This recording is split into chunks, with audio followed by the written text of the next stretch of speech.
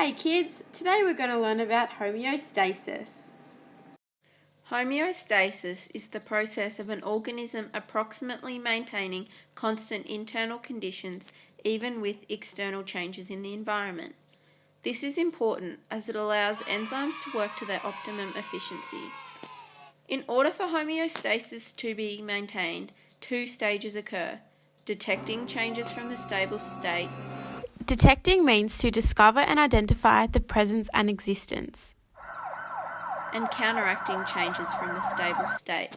To counteract is to act against in order to reduce or neutralize. This occurs in what is known as a negative feedback loop.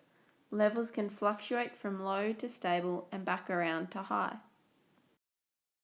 The stages of this loop are detection by a receptor, which then sends a message to the control center, which is usually the brain. The control center sends a chemical message or hormone to the receptor organ, known as the effector, such as the pancreas. The receptor organ regulates the change and returns the body back to a stable state, therefore counteracting the change. Now let's break that down a little bit. The nervous system plays an essential role in coordinating and maintaining homeostasis. The peripheral nervous system uses receptors to detect change and also nerves to communicate this information. The central nervous system receives information, interprets the information, and sends signals to act upon the information. Receptors detect environmental changes known as stimulus and initiate a response. Above are types of stimuli and their corresponding receptors. Effectors are parts of the body that responds to a stimulus and work to counteract the change. In mammals, this can be muscles contracting and bringing about movement, or glands secreting a chemical substance. The central nervous system will then communicate these responses to the effector to counteract the change. But sir, when does homeostasis occur? Some examples of when homeostasis occurs include maintaining internal body temperatures, pH, blood pressure, concentration of chemicals, carbon dioxide level, blood sugar levels, respiratory gases, and osmoregulation, which is the regulation of water and ions in the body.